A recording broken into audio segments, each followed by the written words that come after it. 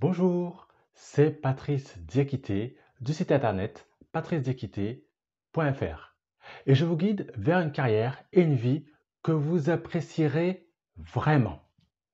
D'ores et déjà, vous pouvez donner un coup de pouce à la vidéo. Ça fait toujours plaisir.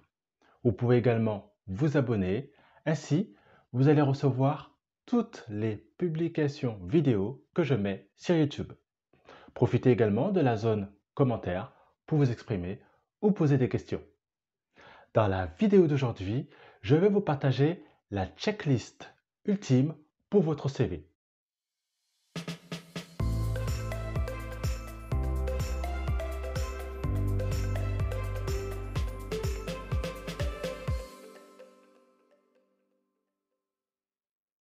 Première idée, déposer plusieurs CV.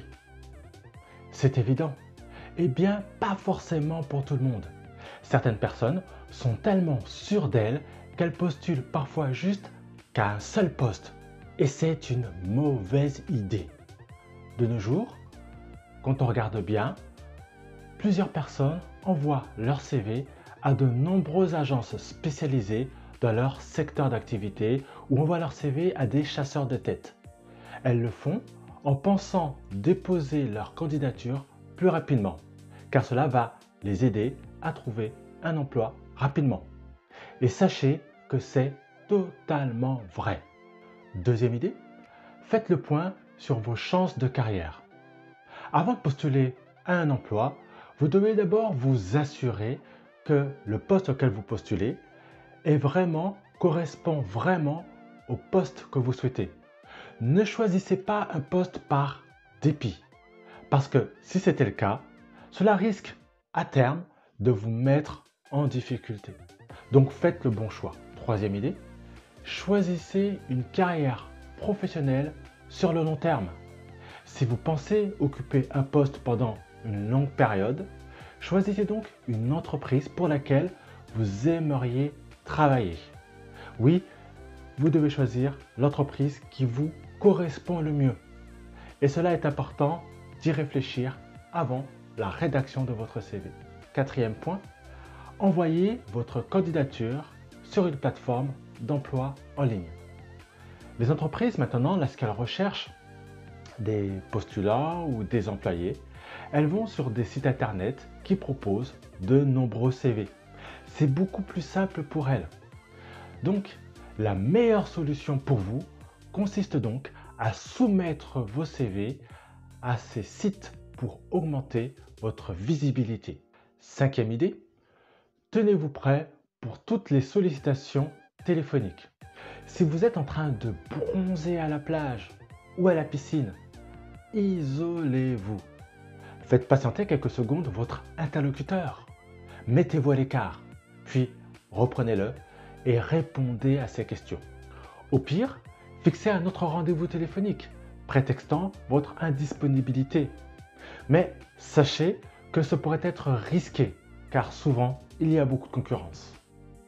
De plus, gardez à l'esprit que généralement, vous passerez un entretien de présélection par téléphone. Et c'est l'une des raisons pour lesquelles il faut vous tenir prêt à répondre immédiatement. Profitez également de cet entretien pour informer votre recruteur que vous êtes en capacité de lui fournir des références. De plus, par précaution, informez tout de même vos références qu'ils risquent de recevoir un appel téléphonique d'un employeur ou d'un recruteur. Sixième point, détaillez vos réalisations. Montrez dans votre CV ce que vous avez fait. Mettez vos réalisations en valeur, car cela est votre signature. Et il faut le reconnaître, ce sera beaucoup plus convaincant. Plutôt que de lister vos différentes missions comme une checklist, vous pouvez potentiellement améliorer votre CV en détaillant ce que vous avez fait, en détaillant vos réalisations. Ce sont elles qui montreront à votre recruteur ce que vous avez fait et ce que vous pourriez faire pour lui. C'est pourquoi c'est important. Septième idée, indiquez un aperçu de vos postes précédents. Si vos expériences professionnelles antérieures ne sont pas particulièrement utiles pour le poste pour lequel vous postulez, eh bien, ne les mentionnez pas dans votre CV. Ben oui, ces expériences sont inutiles puisqu'elles ne sont pas en lien avec le poste pour lequel vous postulez. Et il est important ici que votre recruteur se concentre sur le type d'expériences professionnelles qui sont importantes pour lui et son entreprise. 8e point, attention à ne pas confondre les sexes. Oui, les noms des hommes et le nom des femmes peuvent être utilisés indifféremment. Comme par exemple Claude, ça peut être une fille ou un garçon. Ou Noah.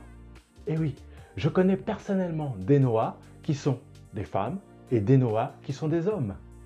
Donc, si vous avez un nom neutre, prenez des mesures pour minimiser la confusion. Comment vous pouvez faire? Eh bien, c'est très simple. Indiquez la civilité, c'est-à-dire monsieur ou madame. Si vous avez aimé cette vidéo, donnez-lui un coup de pouce ou abonnez-vous pour ne rater aucune vidéo et partagez-la avec vos amis. Maintenant, si vous avez aimé toutes ces astuces que je vous ai données et que vous souhaitez obtenir plus de conseils, plus d'informations sur la façon de forger votre avenir professionnel, je vous offre un appel offert. Je vous ai tout mis dans la description. Je vous dis à bientôt dans la prochaine vidéo. Ciao!